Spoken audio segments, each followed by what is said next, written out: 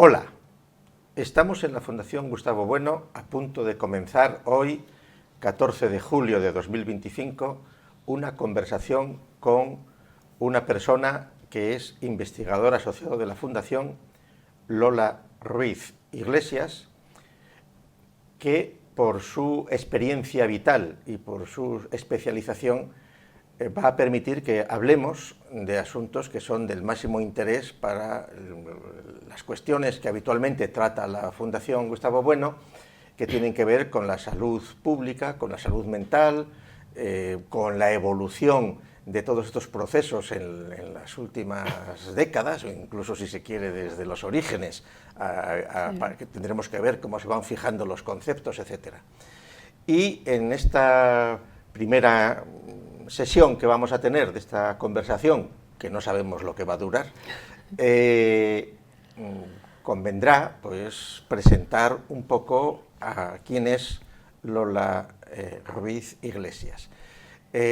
Nuestro contacto con ella se remonta hace mucho tiempo, así sí. En general, pues existe una foto del año 1982, cuando ella vivía en Londres, en la que pues ahí personas del entorno están delante de la tumba de Carlos Marx. Luego, ya más recientemente, hace 10 años, en 2015, sí, aproximadamente. Que era un momento en el que Lola creía que se iba a retirar ya del puesto que tenía hasta entonces en la empresa multinacional de informática Hewlett Packard, como responsable de cuestiones relacionadas con la informática aplicada a la salud y a esta organización de estas cosas que hablaremos.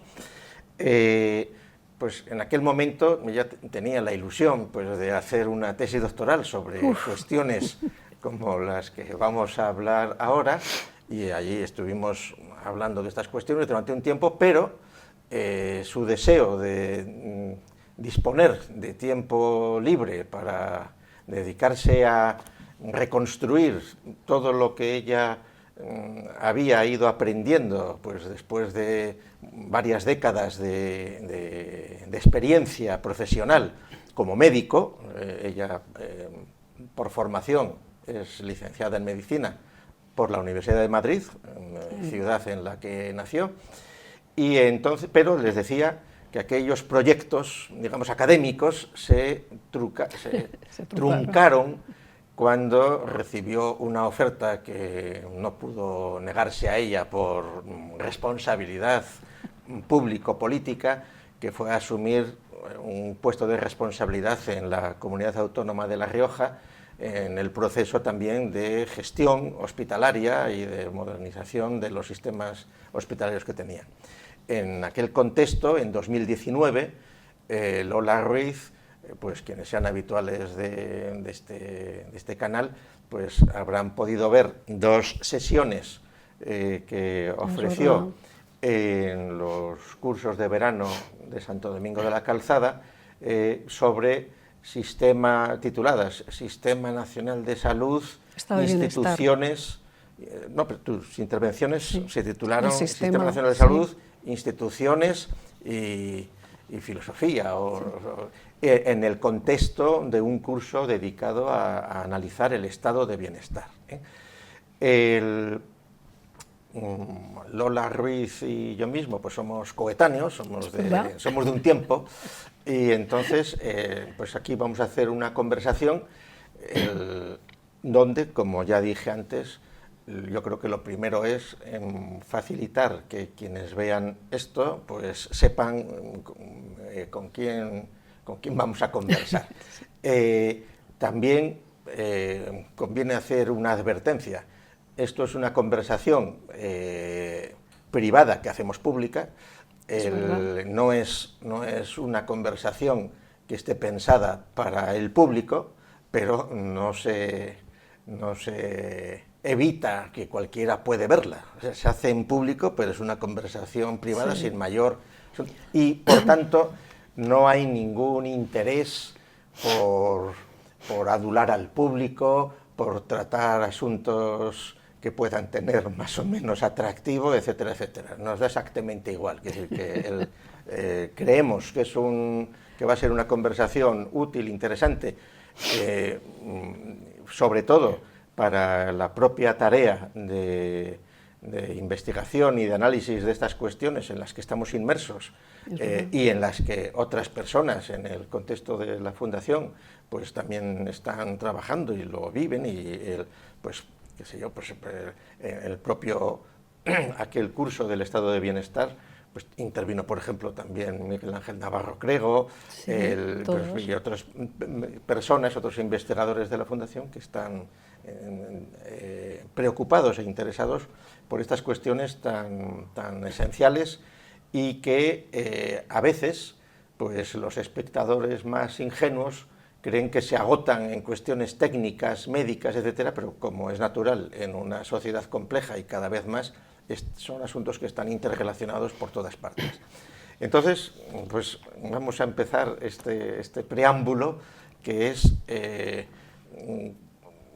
hacer una presentación tuya de tu trayectoria, porque, claro, cuando Lola Ruiz empieza a tratar de estas cuestiones, pues es a principios de los años 70, desde que ella empieza a ser estudiante de medicina en Madrid, y enseguida pues se va preocupando por determinados asuntos que no necesariamente estaban inicialmente vinculados a la medicina. Eso lo puedes quizá contar, que sí. Tu primera vocación antes de entrar en la facultad, ¿no? Pero que también puede ser interesante. Pero una vez que ella ya profesionalmente, pues desde finales de los 70, empieza a ampliar su formación en Inglaterra, a tener cargos bajo su responsabilidad muy pronto en instituciones hospitalarias dedicadas a cuestiones psiquiátricas o de salud pública, más pues una evolución que llevó a que terminara, como antes dije, pues como en una empresa de informática, y como es Hewlett Packard, ¿no?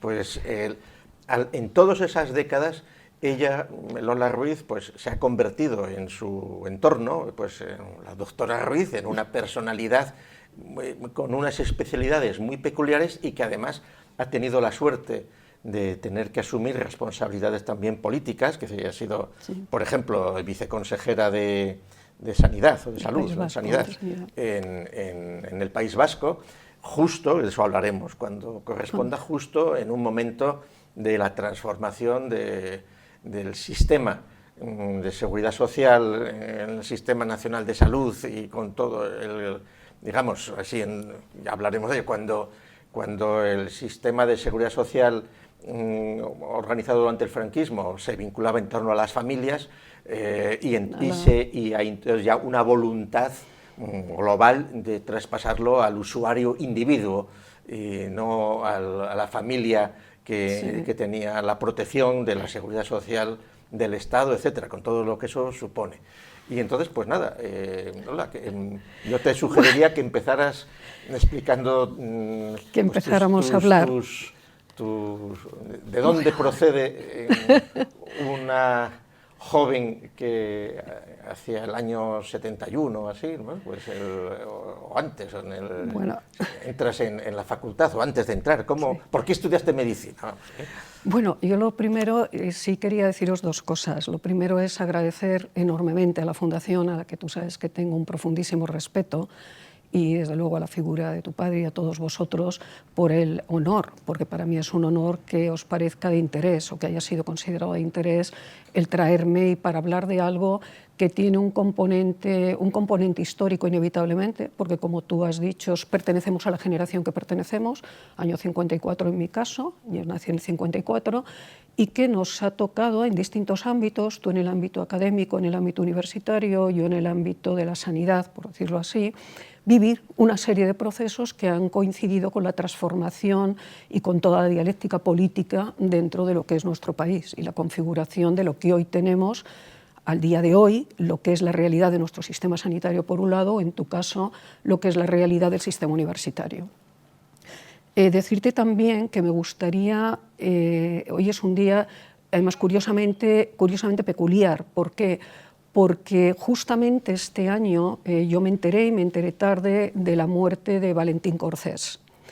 Y hay dos personas que quiero recordar. Una de ellas es a Valentín Corcés, que ligado a mi vida y a una serie en determinados momentos de mi proceso vital y profesional, y desde luego también quería Asunción Vidal. Y Asunción Vidal es una psiquiatra que fue además contemporánea y estudió con Genoveva Forés en la Facultad de Medicina, pero ella estaba además casada, vivían en Newcastle upon Tyne, que ya te comento, tendremos ocasión de hablar la experiencia en Newcastle, y era la mujer del doctor Chain, que es el experto en Joaquín Costa. Y tengo un recuerdo por dos motivos. Primero, porque Chain era un personaje, desde luego, con el cual valía mucho la pena hablar, y ella, porque fue la persona que a mí me acerca y me facilita el acercamiento a lo que era el sistema psiquiátrico, el sistema de salud mental en Inglaterra. Por lo tanto, dado que la conversación tiene que ver con esto y que coincide de pura casualidad en que hace nada ha fallecido Valentín, pues es un recuerdo a dos personas que en este ámbito de la salud mental pues han tenido una influencia, ¿no? Y entonces con esto ya pasamos a lo que era tu pregunta. Sí, bueno, quizá por los cotilleos localistas, pues que Valentín Corcés se apellidaba Pando, de segundo apellido, y era, aunque nacido en Chile, sí, era de familia de origen asturiano, ¿no? Efectivamente.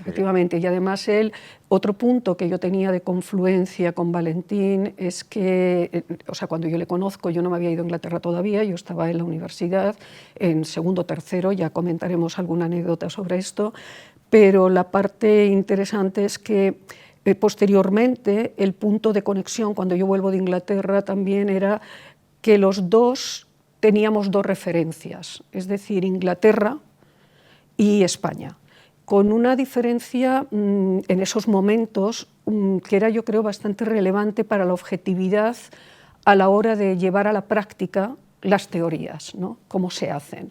Y es el pragmatismo, en esos momentos, el pragmatismo inglés, donde podían compartir escenarios, distintas aproximaciones, en este caso al mundo de la salud mental, y la situación en España, donde el componente ideológico era más fuerte, o era el conductor principal de todo el movimiento que supuso la antipsiquiatría en España. Bueno, gracias por permitirme este preámbulo, pero con esto ya podemos entrar a tu pregunta. Bueno, pues ¿por qué decido hacer medicina? Pues la verdad es que fue un conjunto de decisiones de esas que tomas a los 17, 18 años, en el que yo, mi interés había sido ser arqueóloga. No me digas por qué, y entonces no estaba Indiana Jones, quiero decirte que era una cosa como de natural. Supongo ese amor que luego siempre he tenido a la historia, o sea, al saber, al conocer. Y con esas me voy a la facultad y entonces me encuentro que tenía que hacer, para hacer arqueología, filosofía y letras, y digo, no, hombre, no, pero en ese momento, fíjate qué paradojas de la vida, porque en ese momento era como decir, bueno, todas las niñas a filosofía nos vamos, esto no puede ser, bueno, una tontería. Pero otro tema que a mí me interesaba muchísimo era el cerebro, o sea, pero me interesaba de esa manera ambigua que dices, el cerebro, el pensamiento, es decir, ¿qué hay ahí? Supongo que desde el punto de vista de una carrera de medicina eso me hubiese llevado a la neurología o a la neurofisiología. Bueno, la situación es que me matriculo en medicina. Y me matriculo en medicina en un año que había habido una huelga universitaria impresionante, las universidades estaban cerradas, y en ese contexto yo me presento el primer año libre y entró directamente al segundo año, porque la huelga era, pero no afectaba a los estudiantes libres, y ya entró en segundo año. El contexto por el cual uno, dentro de la facultad... Eso en Madrid. Eso en Madrid, todo esto es en Madrid, sí. El momento por el que uno se acerca a determinados grupos, yo creo que tiene que ver con un contexto, primero, de la época, del entorno familiar, una serie de circunstancias que tienes una tendencia a a determinados grupos sociales. Claro, estamos hablando del año 71, 72. Pues sí, aproximadamente, o sea, una cosa así. El franquismo, claro. Faltaban 4 años para que se... Claro, y esos 4 años fueron intensos. Entonces, bueno, lo que sí, por supuesto, recuerdo es que yo llego a la facultad. El primer año, pues es un primer año, como todos lo sabemos, de esos de que vas tocando distintos grupos, relaciones, pero en el verano yo me fui a trabajar a Suiza, de lo típico, porque yo me fui de casa a los 19 años, eso significa que yo estaba estudiando medicina, tenía que trabajar, y además, claro, había que estudiar. Es decir, que yo todavía no tenía ninguna militancia política. Pero te emancipaste a los 19 años. A los 19 años, sí. Y empezaste a vivir con tus propios medios. Sí. Entonces, bueno, ¿qué pasó en Suiza? En esos momentos, en Suiza, se estaba en un debate, era Ginebra, y había un debate muy interesante y muy potente con respecto a la Green Card, a la Carta Verde, es decir, los inmigrantes tenían que ir. Es interesante porque si lo contrastamos con la situación ahora con la inmigración, sacamos muchas conclusiones, ¿no? Es decir, ahí había que ir con la Carta Verde, había un movimiento importante, había personas, una minoría, pero la había, que no tenía la Carta Verde, la mayoría eran, yo lo sabes que la inmigración española fue legal, o sea, todos los trabajadores iban con sus papeles hechos desde España, etcétera. Pero hubo un movimiento fuerte y eso a mí me lleva inmediatamente a contactar por flujos de la vida, ¿no? Que te lleva a contactar con personas, muchas de ellas eran del Partido Comunista, otras eran del partido del PRD, de los trabajadores, y en ese momento hay un momento fuerte, es decir, de hecho con la persona que yo fui a Suiza, que era otro compañero de la facultad, hubo una gran marcha en Ginebra y a él le detienen, y yo es la primera vez que me veo en mi vida pues en Ginebra, pues poniendo pancartas, quien sabe lo que es Suiza sabe lo que eso significa, y siendo rescatada por un motorista que pasó por allí y se conoce que me vio y dice, viene la policía y me llevó. Bueno, esto fue el primer año en Suiza. El segundo año, en el verano en Suiza, ahí sí que hay algo, yo ya estaba mucho más centrada políticamente, sin estar todavía en ningún partido político, pero en ese caso se produce que había una delegación del Comité Central del Partido Comunista que iba a Italia. Y estaban buscando personas para ir al Festival de l'Unità, para llevar el local, bueno, digamos, el puesto que tenía Mundo Obrero en la Unità. Y esto es también un tema de transformación en el sentido de que yo tenía justamente 20 años en ese momento. Entonces voy a Italia, en Italia ya entro en contacto con personas del Partido Comunista Italiano, pero sobre todo con Carlos Vallejo, que estaba en ese momento, tenía un papel en la Central General de los Trabajadores, él había sido una de las personas que se fugaron cuando los famosos juicios de la SEAT, y yo me quedo en Italia, estaba ya en segundo o tercero de carrera, pero me quedo un trimestre en Italia. Bien, esta historia también me lleva a que cuando yo vuelvo a España, o sea, bueno, vuelvo a España, yo no me había ido de España, estamos hablando de periodos de tiempo cortos, entro ya en el partido, es decir, entro en el Partido Comunista y ahí ya va mi militancia, pero también tengo que quizás un elemento distinto. Yo no he sido nunca persona de aparato, ya nada que me conozcas sabes que es un espíritu libre. Y mi tema era que estaba como representante de los estudiantes, es decir, es como una parte mucho más vinculada a la realidad de lo que estaba ocurriendo en la universidad. Y desde el segundo o tercer año de carrera yo formo parte de la Junta Directiva de la universidad, del consejo, estoy con el decano, con los catedráticos, y toda mi vida en lo que es la universidad se centra en tener por un lado, una militancia política que iba teniendo los grados que iba teniendo según la situación política que vivíamos. Comentábamos el otro día el juicio en 1001, la muerte de Carrero, es decir, todas las personas que en esos momentos militaban nos acordamos de lo que fueron aquellas épocas. Y un factor relativamente relevante. El juicio de Burgos. El juicio de Burgos, por un lado, antes, que luego lo hablamos, que era el juicio 1001, ¿te acuerdas? Que bueno, en el 70 exacto, es decir, 7. Y ahí hay un momento donde cuando ya estamos en el tardofranquismo y ya de alguna manera la tolerancia, la policía sabía perfectamente que ya se estaban normalizando determinadas cosas, y una de ellas fue la apertura del primer centro que abre el Partido Comunista en la calle Alameda, que era el Centro de Estudios Marxistas. ¿Por qué esto es relevante? Bueno, pues porque la persona que en esos momentos era el responsable de organización de la sección de profesionales, acuérdate que el Partido Comunista iba por secciones profesionales, etcétera, por sectores, y de hecho la parte interesante es que los profesionales que estábamos de nuestro sector, de ese sector sabíamos, o sea, esto fue mucho antes de que ya empezase la territorialización por barrios, que fue influencia de la incorporación de bandera roja, y ahí cambia mucho. Pero en aquella época el partido tenía una sectorialización y en esa sectorialización estaba el ámbito de profesionales y estaba el local de Alameda. Y a mí me pide esta persona, que era médico, que conozco desde hace muchísimos años, que llevase por las tardes el local de la calle Alameda.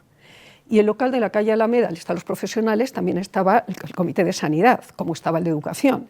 Y en el comité de sanidad estaba Valentín Corcés. Lo comento por hacer una ligazón con la persona que he mencionado anteriormente, ¿vale? ¿Y estamos hablando ya muerto Franco? ¿O fue no, previamente? Previamente, no, estamos hablando antes de la muerte de Franco. Que era un local que era del partido, pero bueno, sin... Perdona, está muy bien la reflexión, el comentario que haces, porque ya a estas alturas de la vida se le van a uno las fechas. Vamos a ver, en la parte, yo no me acuerdo, esto fue después de la muerte de Franco, porque, a ver, cuando Franco muere, ¿tú te acuerdas cuando fueron los juicios a la gente del FRAP? ¿Te acuerdas? Bueno, cuando ejecutan a los miembros del FRAP, y un día concreto, el día siguiente, el FRAP mata a 2 policías que estaban de vigilantes de un banco. Y ahí se hace una convocatoria en la iglesia que está en la calle Alcalá Gran Vía, enfrente del Círculo Bellas Artes, por la democracia. Ya estaba en el movimiento de la Junta Democrática, todo esto, ¿vale? Y ahí pues vamos, y ahí es cuando a mí me detienen. Entonces me detienen, me llevan y voy a Yeserías, ¿de acuerdo? Luego yo ya había estado en la cárcel y por tanto yo ya tenía una ficha en la cárcel. Salgo de ahí y es después. ¿Cuánto tiempo estuviste en Yeserías? Bueno, en Yeserías estuve un mes, nada más, lo cual en aquella época era un privilegio. ¿Pero 75, 74? Claro, o sea, Franco muere en el noviembre del 75. Del 75, yo estaba en la cárcel en octubre del 74. Bien. Del 75, perdóname. 75, en octubre del 75 es el mes que yo estoy en la cárcel, que ahí es donde yo contacto también con Genoveva Forés, ¿vale? Y es curioso porque ahí es donde leo... Que estaba en la cárcel por el atentado de la calle Correo. Efectivamente. Y también estaba Mariluz García, creo que se llamaba... De Mieres. Exacto. Una persona personalmente deliciosa, o sea, yo le recuerdo las conversaciones con ella, con una situación, un caso bastante complejo. Cuando aquí el eslogan entonces es Mariluz, en Asturias faltes tú. Bueno, sí, y además es que es de esos casos que nunca se sabe la verdad de las cosas, y yo lo único que tengo es las conversaciones personales con ella, personales. A ver, 2 personas están detenidas, estás hablando, tal, pues de la misma manera que con Genoveva te recomienda leer el Antiedip, es decir, bueno, pues el Antiedipo lo estabas leyendo allí, era un contexto así. Entonces, te digo, es el tema de la cárcel, está la muerte de Franco, está la legalización del Partido Comunista, pero en el intermedio es cuando estaba llevando el local de la calle Alameda. Esta es la secuencia de los La legalización hechos. Ya fue en Semana Santa del 77. Claro, en esos periodos, efectivamente. Entonces, te decía que en el local de Alameda... Alameda estaba cerca de Estaba Atocha, cerca de Atocha, que es donde hubo todo el atentado de Atocha, que yo tengo el recuerdo de que, bueno, creo que lo comentaba contigo, ¿no? De que como eran dos locales que estaban muy próximos uno al otro, pues teníamos a la Brigada Político-Social controlando los dos locales. Bueno, estos son situaciones de la vida de esos momentos. La parte relevante, bueno, relevante, no lo sé, para el tema que nos trae es indudablemente la conexión y el contacto con Valentín Corcés en ese momento como tal, porque estaba de responsable de la Comisión de Salud, ¿de acuerdo? Entonces, claro, el tiempo ya va pasando, la militancia política sigue, yo seguía las juntas de facultad y ya llega un momento donde termino la carrera y en ese momento además coincide con lo que te comentaba anteriormente, que es cuando el Partido Comunista ya se inclina, ya estamos con el eurocomunismo, todo esto, entra la gente de bandera roja en el partido y siguiendo un poco el modelo que tenían en Cataluña, es cuando ya se territorializa, en vez de ser por segmentos, por secciones, en función a la profesión o al ámbito donde estabas, pasan inmediatamente a territorializar. Y a mí, entre que yo no tenía la más mínima identificación con las asociaciones de vecinos, o sea, vivíamos donde nos tocaba vivir, no teníamos una estancia en el barrio, ni muchísimo menos, ni era nuestro campo. Y además coincide con un momento donde yo me enfrento a decir, bueno, ya está bien, yo tengo que saber medicina. O sea, y en ese momento, bueno, hay otro tema también un poco interesante para mi proceso profesional, fundamentalmente, y es que a mí nos toca en la primera elección democrática de decanos. Y ahí se presentó Alberto Oriol Bosch y desde luego nosotros lo apoyamos. Entonces digo nosotros porque detrás del que nosotros, las personas, estaba yo y otros compañeros y camaradas del partido, apoyásemos una determinada candidatura, era una cierta garantía de que eso iba a salir, al menos en la parte de votación de los estudiantes. Y así fue. Y yo siempre he tenido una relación personal excelente, o sea, Alberto Oriol Bosch, que también falleció hace unos pocos años, también ha sido de esas, tú sabes en la vida, esas personas claves que son personas que conoces, pero que en un momento de tu vida es un anclaje y te favorecen cosas, te permiten conectar con otros contextos. Y Alberto es una de esas personas, una persona realmente clave.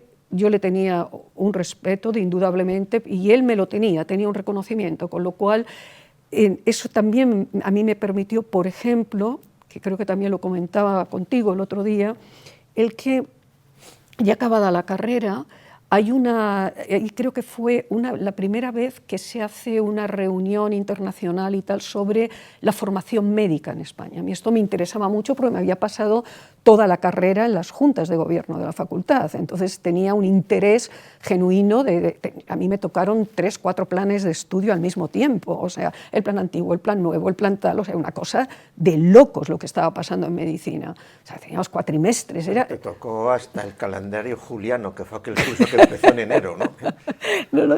Es que era todo como decir, bueno, esto es como imposible, porque además veías cómo habían personas que tenían una referencia fuerte con Estados Unidos, querían meter, pero claro, no había recursos, no había tal. Entonces, al final es lo típico que coges un plan, el plan en sí mismo tiene una racionalidad, tiene un sentido, pero cuando lo vas a aplicar en la realidad contingente, lo que tienes, pues claro, se te hace aguas por todas partes. Estaba el tema de los numerus clausus, acuérdate que en esos momentos para toda la gente nuestra de la izquierda y tal, los numerus clausus era, vamos, una pelea confrontal con los numerus clausus. Bueno, pues claro, el resultado es que tenías miles de alumnos, o sea, las aulas magnas reventadas, la gente llevándose la silla para poderse sentar para clase, ¿no? Entonces, en todo ese contexto y estando dentro de esto se hace este debate sobre la educación médica. Y ahí yo acudo porque soy, te lo comenté, la única estudiante invitada. O sea, me invitó directamente el decano a ir ahí. Y ahí me presentan a John Walker, que en esos momentos era el presidente del Royal College of General Practitioners, el colegio de los médicos de atención primaria, los médicos generales, ¿vale?, en Londres.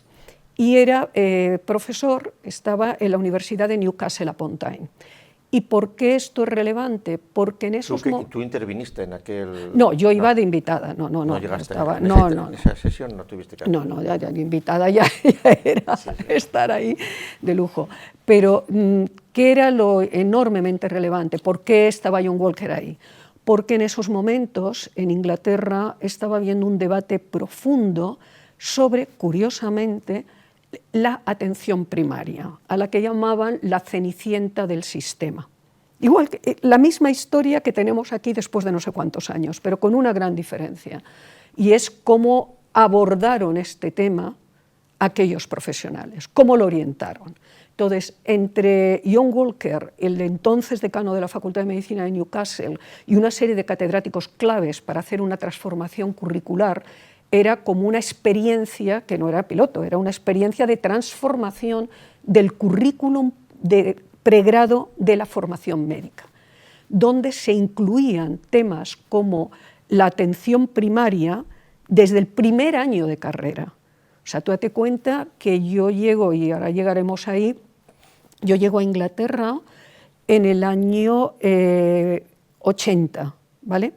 Y en esos momentos, nada más llegar, ya los estudiantes de primer año de medicina hacían prácticas de lo que era la entrevista médica, o sea, la anamnesis y demás con el paciente, con actores entrenados, desde el primer año de carrera. Pero con actores, ¿no? Con actores que eran tan impresionantes que mejor que un paciente. O sea, yo recuerdo que aquello era imposible, o sea, porque teníamos la observación esa estaba el actor con el estudiante, lógicamente, el estudiante, pues, íbamos dos ingenuos ahí, y de repente pues veías que, vamos, el actor se sabía todo lo que se tenía que saber. Aquello es que se te olvidaba en medio minuto que aquello era un actor. En el momento. No, era una cosa impresionante. Bueno. Entonces, y en ese tema, por ejemplo, Alberto, yo estaba muy interesado en esto. Margarita Barón, que luego fue decana de la Facultad de Alcalá y con la que sigo teniendo mucha relación y mucho afecto, también han estado peleando en España por de qué manera era importante introducir desde primer año de carrera lo que es la entrevista médica, o sea, las claves de la entrevista médica. Bueno, perdona que haya hecho esta trayectoria, pero por hacer una ligazón, ¿no?, de cómo se van enlazando las cosas. Cuando yo acabo la carrera de medicina, decido aprender medicina, y en ese momento fue el propio Alberto Oriol el que me dice, bueno, a ti solo te enseñará medicina Rafael Lozano, que era de la Escuela de Casas de Medicina Interna, y es lo que a mí me lleva a irme como única estudiante a un centro enormemente peculiar, que era el Hospital Angloamericano. Hospital Angloamericano, y no quiero entrar en detalles, que son... Estaba en Madrid, ¿no? En Madrid. Es irrelevante, pero lo que es interesante probablemente... ¿Pero ese hospital tenía que ver con Torrejón o no? No, bueno, veía la comunidad angloamericana, básicamente, con sus distintos seguros y demás, pero también veía Deslas, veía seguros y tal. Era, en esta parte de medicina interna, era interesante porque te acordarás, perdona, de lo que fue todo el tema cuando Aranguren, que hubo unas manifestaciones y hubo una serie de personas que les echaron de la universidad, entre ellos Pedro Zarco, mucho antes, sí, pero es para comentarte quién estaba en el hospital. Entonces hubo personas como Pedro Zarco en cardiología, que volvió al clínico después, y sin embargo otras personas como Rafael Lozano y tal, que no quisieron volver. Y en ese campo yo estuve una serie de años, pero fundamentalmente para mí el objetivo era dos cosas. Primero, valorar la posible utilización de ese centro, que era muy pequeño, utilizarlo ligado a la Facultad de Medicina, porque estaba en su terreno, para una serie de prácticas o elementos con la universidad, y en contrapartida yo podía estar con una serie de gente que en ese momento era la concentración de conocimiento médico más brutal que había, porque eran médicos que estaban todos en los hospitales, pero tú sabes, la primera generación, digamos, médico potente venía de Alemania, de la Escuela de Medicina Interna, pero luego está otra generación, que es la que ya va a Inglaterra, Valentín, que van a Inglaterra, a Estados Unidos y a Canadá. Y esa parte de esa generación había vuelto. Claro, cuando vuelven se encuentran, es cuando se monta el Hospital 12 de Octubre, por eso en el Hospital 12 de Octubre hubo mucha gente de esa generación porque era un nuevo hospital. Claro, eso a mí me da una situación de un privilegio absoluto de conocimiento, porque claro, con Eric Clavería me estaba enseñando en neuro a hacer, o sea, pero claro, era una situación enormemente atípica, porque la fisura de conocimiento era epistemológica, era inmensa, o sea, era brutal. Y ahí es donde yo en un momento determinado ya decido que me tengo que normalizar, o sea, que me tengo que normalizar, yo que quería hacer psiquiatría. ¿Por qué querías? Y aquí esto es relevante. A ver, en esos momentos, querer hacer o hacer psiquiatría era totalmente, eras de izquierdas, antifranquista y antipsiquiatra. Era como un kit, o sea, todo venía autocontenido, ¿vale? Por lo tanto, querer hacer psiquiatría en ese momento, pues era evidentemente esa transformación de hospitales psiquiátricos, etcétera, etcétera. Y esa es la razón que a mí en un momento ya me lleva a decir, bueno, quiero recordar que el MIR en salud mental no era por la vía MIR normal, sino que eran los hospitales, en los hospitales tradicionales, que eran hospitales de la Diputación, los psiquiátricos, tenías tu propio examen, etcétera. Y en ese momento Valentín estaba de gerente director del Hospital Psiquiátrico de Málaga. Y esa es la razón por la que yo, para ir a algún sitio, voy a alguien donde conozco, me presento allí, saco la plaza como residente y estoy unos meses. Entonces la siguiente pregunta seguro que vas a hacer es decir, ¿y qué pasó? ¿Y por qué te fuiste? Bueno, a ver, que hemos cubierto ya un trozo. Hemos ido muy deprisa. Sí, a ver, venga, pregunta. No. A Suiza fuiste 2 veranos, sí, ¿no? Sí, nada más, a trabajar, sí, aquello se acaba, aquello era... Se acabó y sí. tal y cual. Y es cuando te trasladas a este hospital sí, al de Málaga, al psiquiátrico de Málaga. ¿Eso estamos ya en qué año? Más o menos, que decir que el psiquiátrico de Málaga, pues mira, si yo me voy a Inglaterra en el 83, 81, 82. 81, 82, es decir que ya han pasado varios años. Claro, yo ya había estado 3 años en el ángulo, había terminado la carrera. 3 años en el ángulo americano. Sí, entonces, 2 años y pico, 3 años vale, más o menos, y después yo ya es cuando decido irme a Málaga, ¿vale? O sea, en el 82. Sí, 81, 82, claro, sí, esa fue la... 81, yo creo. 81, sí, porque el 82 es cuando llega el PSOE, llega Felipe González al poder, pero ya venía todo, bueno, de esto hablaremos en otro momento, más adelante, pero quiero decir que en ese momento ya toda la agitación dentro de los hospitales psiquiátricos que dependían de las diputaciones provinciales. Ya estaba, Asturias, España, por ejemplo. No, totalmente. Asturias, sí.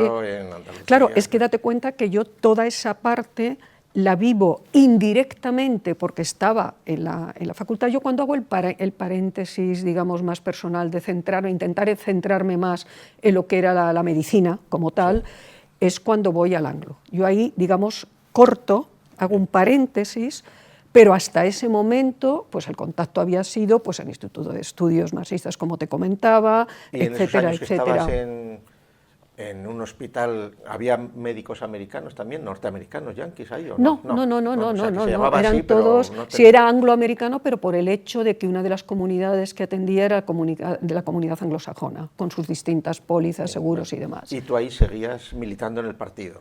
Pero ya no estaba activamente militando, yo ya no, o sea, porque eso ya me coincide, como te he comentado antes, donde ya yo acabo la carrera y me enfrento a la necesidad de querer saber medicina, y cuando se territorializa ya el partido, yo ahí me desvinculo ya del tema porque me tenía que centrar en lo que me tenía, que centrar y nada más. Bueno, una anécdota, pero bueno, digo anécdota porque a ti te pareció curiosa, por eso la menciono, pero bueno, uno de los temas es que fue en el Instituto de Estudios, bueno, en la Organización de Estudios Marxistas, donde dio la conferencia Santiago Carrillo, cuando vino a la famosa entrada con la peluca.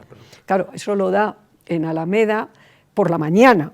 a mí me llama la persona de organización y me dice, Lola, ¿sabes la conferencia que has visto tal? Se ha dado en Alameda. Yo ya lo había visto por el decorado. Digo, esto me huele que ha sido en Alameda. Y claro, yo entraba a trabajar por la tarde. Entonces la recepción de la brigada político-social me tocó a mí, vestidita de niña mona, y diciendo, ¿qué me dice usted? No me lo puedo creer, es una anécdota que me ha venido de repente a la cabeza. Pero no te sucedió. No, para nada, yo creo que estaba ahí. Aquello estaba muy pactado todo.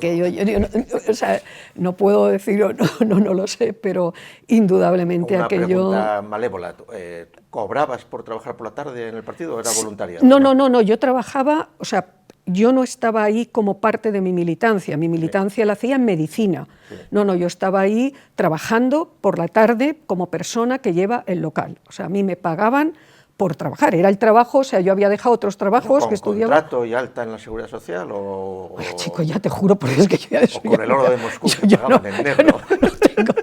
No tengo ni idea. Ya, eso sí que, fíjate, no sé, desde luego... En tu vida laboral no figura. No figura. No figura, y además era por las cantidades esas simbólicas que te dan por estar, porque si no tenía que trabajar en otro sitio. Date cuenta que yo me automaticé de eso, de cuidar niños, bueno, lo que hacíamos. Tú sabes que en esa época estábamos todos haciendo absolutamente de todo. Bueno, todos no, había otros que no hacían nada de eso. Bueno, ya, pero a mí me tocó, pero bueno, también pagas un precio, porque yo ahora cuando pienso en una carrera, es curioso, ¿no? Porque fíjate, ahora que dices esto, yo realmente, a mí me interesaba el cerebro tal, no la medicina. O sea, no la medicina. Yo me enamoro de verdad del conocimiento médico cuando estoy en el Anglo. Cuando yo veo a unos profesionales de una talla impresionante hacer medicina.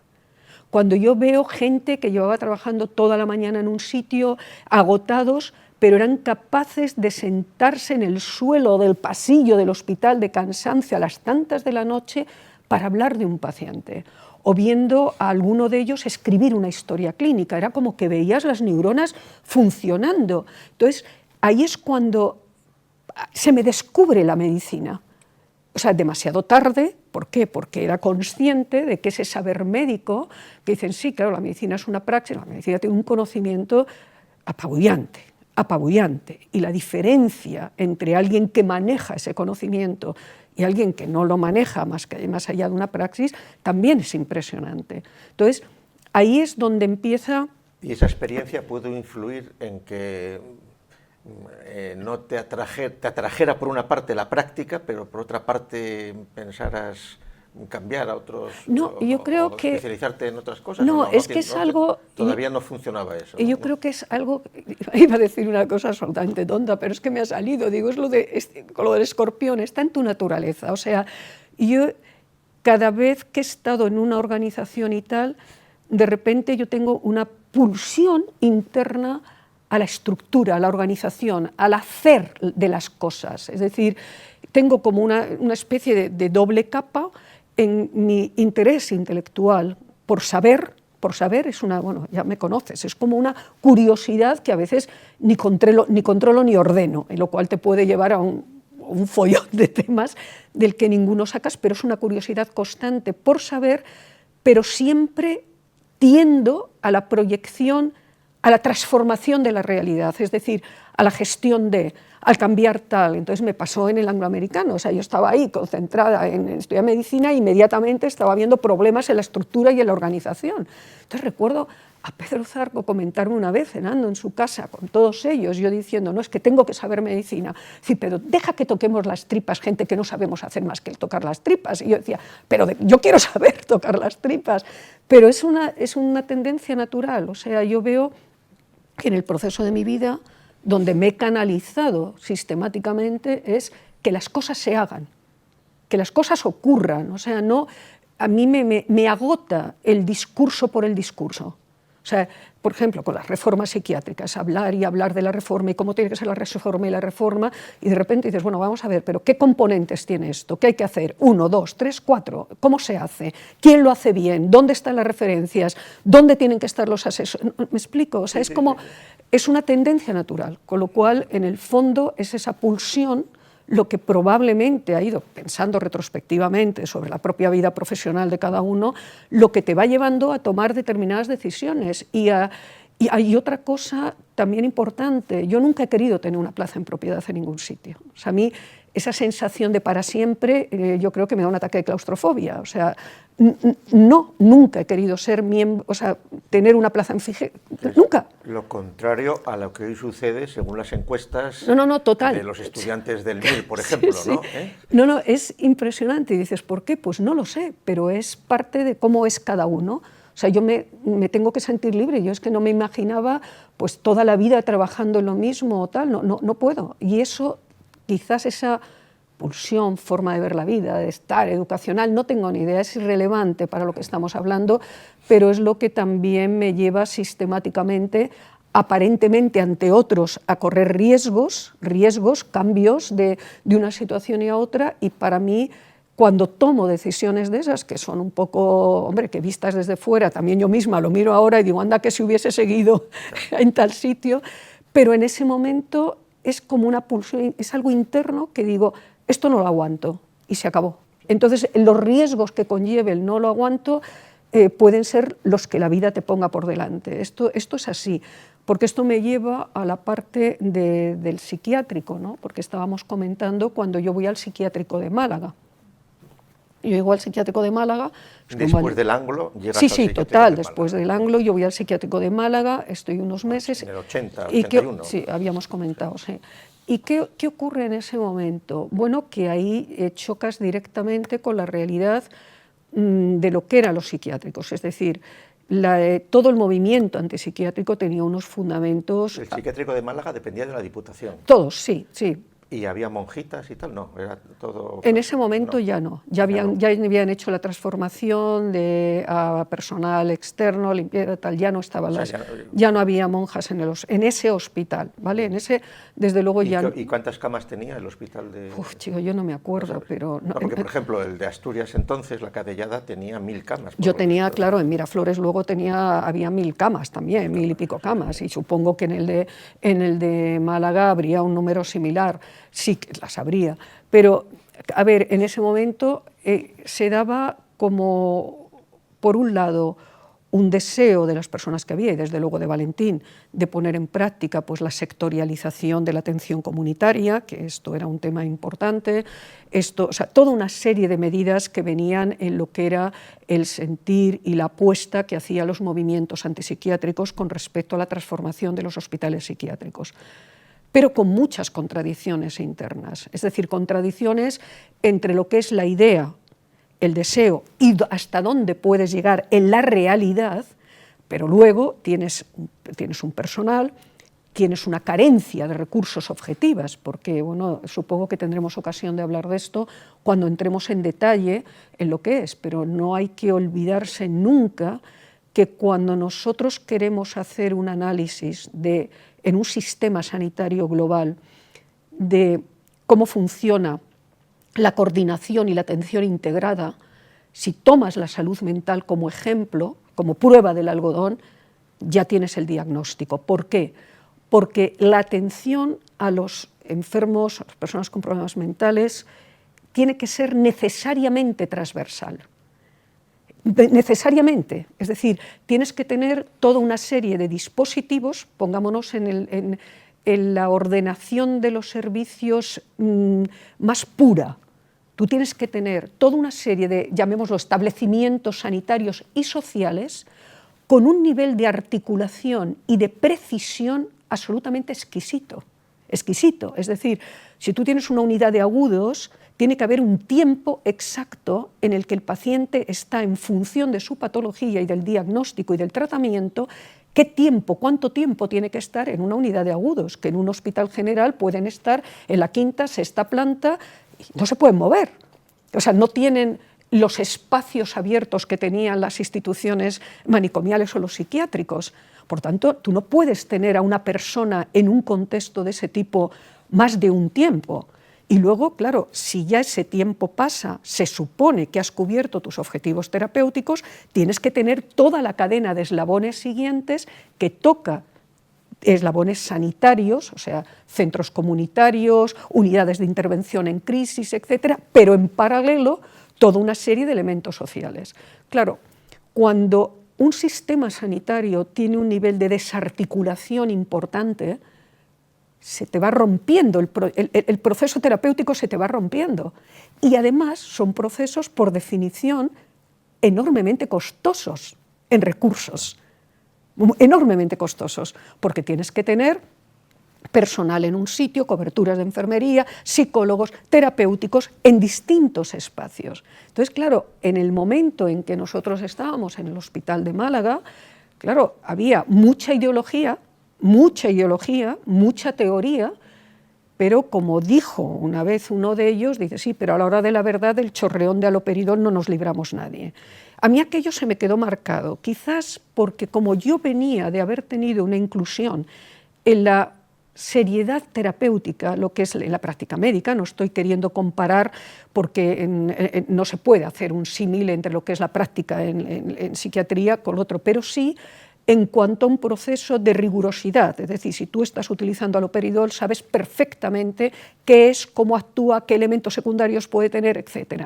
Yo aquella frase se me quedó grabada y luego otra serie de acontecimientos que ocurrieron, que desde luego no voy a entrar en ello, sobre todo un acontecimiento, no voy a entrar en ello, pero que estaba muy relacionado, al menos esa es mi opinión, con la confusión que había entre romper los límites y las barreras con los enfermos, con las personas que estaban hospitalizadas.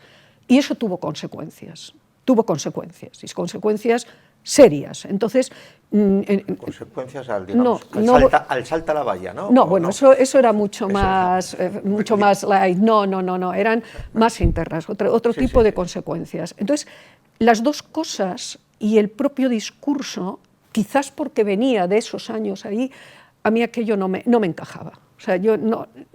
O sea, no me podía imaginar formándome en ese contexto. Pero y en ese año, ese hospital, ¿en qué fase estaba? En el inicio de la reforma. O sea, Valentín había empezado con toda la parte de la sectorialización, con la atención comunitaria, formando los distintos grupos de apoyos a los pacientes, las familias colaboradoras, que estos son términos que también luego entraremos en ello.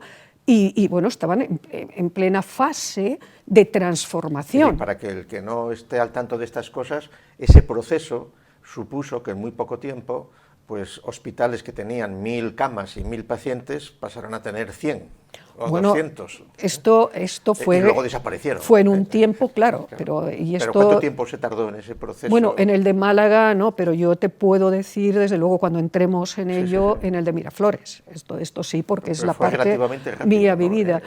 Bueno, claro, se hizo una descentralización, digamos, una puesta en la comunidad a los pacientes en unos tiempos y con unas carencias estructurales de recursos donde realmente lo que se tenía era que la familia fuese colaboradora, entre comillas. Yo creo que cualquier persona de los que nos puedan estar escuchando que haya tenido ocasión de, por suerte o desgracia, es decir, tener una persona con problemas psiquiátricos serios, sabe perfectamente la distorsión que eso produce en un núcleo familiar. Entonces a mí ya había algo que me crujía, decir, pero ¿cómo podemos decir familia colaboradora o no colaboradora? ¿Pero qué le estamos pidiendo a la familia? Cuando muchas veces el problema puede devenir de la propia familia. Pero claro, puede, pues como es la vida, es decir, en muchas circunstancias, claro que todos somos producto de nuestro entorno, esto es innegable, pero...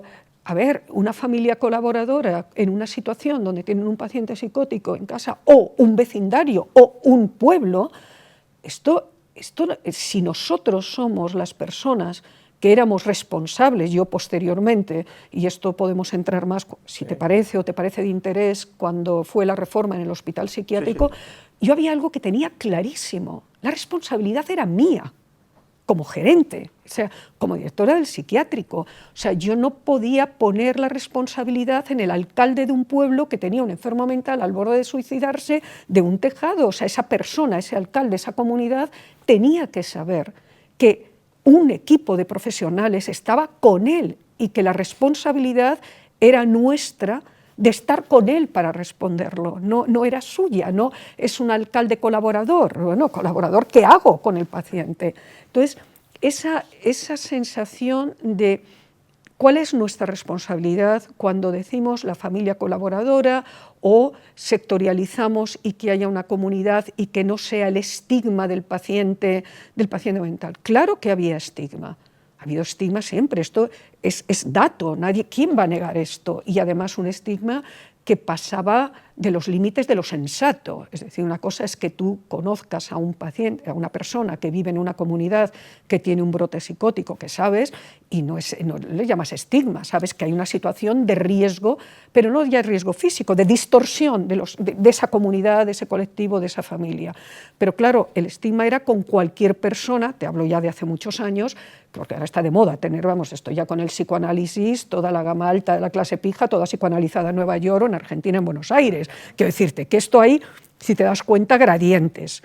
Pero el estigma, luego se convierte y ahora tener un psicólogo es como decía un gran psiquiatra en Nueva York, pues el equivalente al cura en el confesionario, que no salía más barato. Es que en realidad fue casi cerrar los psiquiátricos para hacer todo un psiquiátrico, ¿no? Bueno, fundamental.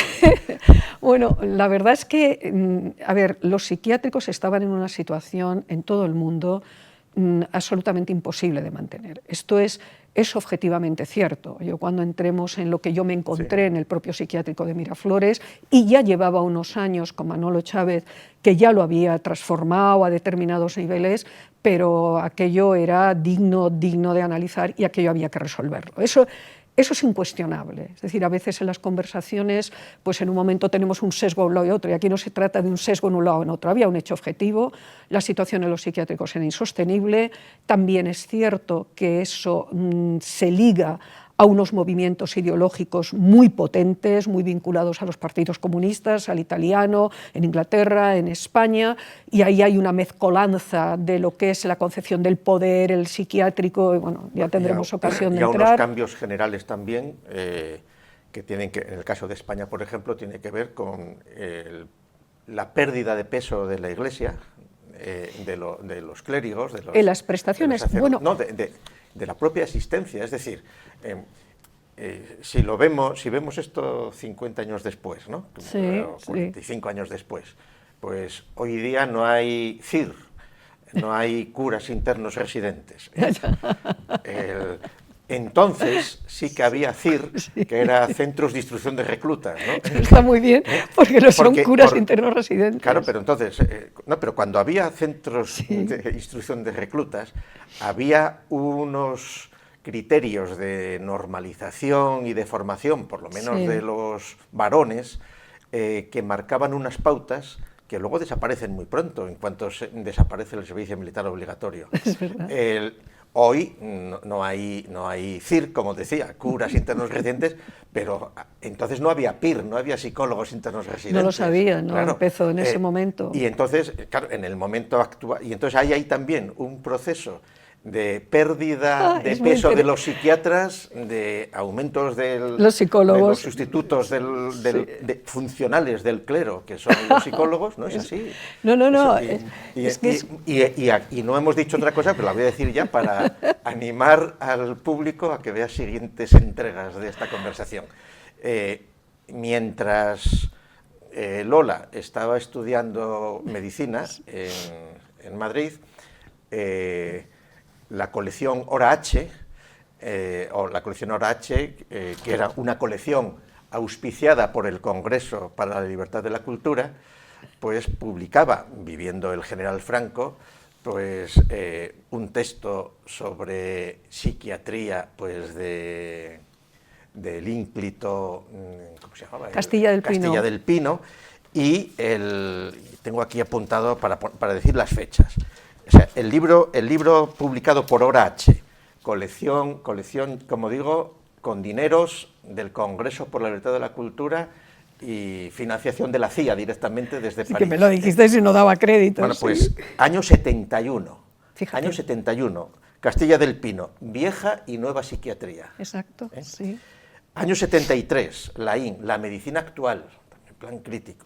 Y año 74, en el 73, esta gente organiza un primer congreso en España sobre las drogas. Es verdad. El problema de las drogas. Es verdad. Cuando en ese momento el problema de las drogas en España no existía, no era el que vino después. Absolutamente. Es decir, este era un congreso casi preparatorio a lo que iba a venir, porque en la transición interesaba que viniera.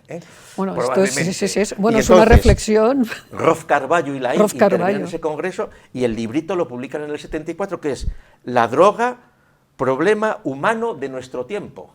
O sea, que se dirá, hombre, sí, por ejemplo, ya en aquel momento Asturias, por ejemplo, era de las regiones más alcoholizadas.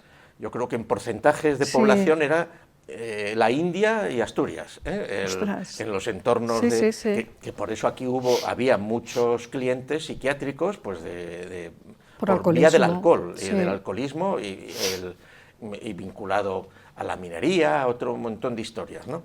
Quiero decir que en las cuencas era un verdadero problema el que había, y por eso hay tantos psiquiatras, que surgen de esos entornos, etcétera, etcétera. Y entonces, pero digamos, eso eran problemas puntuales, pero claro, el alcoholismo, solo en un sentido peculiar de drogadicción, a lo que se estaba anunciando. Porque lo que se estaba aquí trasladando era lo que se había ensayado en Estados Unidos en el contexto del año 68, de la guerra de Vietnam, que fueron dos mecanismos, bueno, de intentar controlar el poder negro a base de drogas y de la música que comentábamos. O sea, el rock, Beatles, lo que quieras. El poder negro se desarticuló por la vía de la heroína, y el potencial peligroso de la época de Malcolm X, etcétera, etcétera. Entonces, la forma light era la llamada Jesus Revolution, la revolución por Jesús, meter religiones alternativas y hippies y orientales y tal en vena, y lo otro era directamente drogas que luego sirvieran muy bien para vender otras drogas llamadas medicamentos que sirvieran para evitar estas. Es decir, que ese es el contexto. Sí, cuando me comentaste esto, la verdad es que es fascinante, porque desde luego, por ejemplo, Valentín tenía muchísima conexión con Castilla del Pino. Claro. Y de hecho, bueno, está la anécdota del Congreso de la Sociedad Española de Neuropsiquiatría, cuando creo que fue en el congreso que hacen en Sevilla concretamente, bueno, el Hospital Psiquiátrico Miraflores y en Sevilla, que luego si entramos en ello ya lo comentaremos algunos puntos sobre esto, donde se encuentran de repente con que había como dos grandes núcleos, el tradicional y la gente con Manuel Sánchez Cabo y toda esta gente, confrontadas, y se encuentran con que Castilla del Pino formaba parte de las dos candidaturas, ¿no? Y de ahí sale el nombramiento de Valentín, sociedad. Es decir, sí, no, es que claro, cuando estábamos comentando qué temas son relevantes, ¿no? Es la contextualización histórica, es crítica para comprender en qué estamos, porque ya también comentaremos esto, yo no creo que no es el momento de entrar, pero te he comentado muchas veces que el término, o sea, lo que es la salud como concepto y la salud mental como parte de, tiene una ligazón con los procesos políticos a nivel global, a nivel internacional, brutal. Total. Brutal. Es decir, el desplazamiento que se produce, no sé si te lo diré con términos correctos, pero hay un desplazamiento de lo que es la lucha económica, el proceso de descolonización, etcétera, en términos, digamos, económicos y de bienestar, pero entendido como puestos de trabajo, pagos, salarios, nivel de vida, este tipo de cosas objetivas donde no mencionas el término salud, ¿me explico? O sea, es como la parte de la lucha política, qué modelos hay para que haya más igualdad económica, mejores salarios, lo que quiera que sea el discurso en cada momento, pero el desplazamiento que se produce con la definición de la OMS de salud en el 46-47 es total. Porque, y esto, ¿sabes qué? Vamos a hablar en ello, bueno, pero es clave. Vamos a hacer una pausa, que decir, estás en Málaga ya descontenta con lo de Málaga. Estás sí, buscando y me voy. Bueno, pues esto lo contamos aquí ahora. Aquí lo dejamos y en su canal amigo la segunda parte en breve.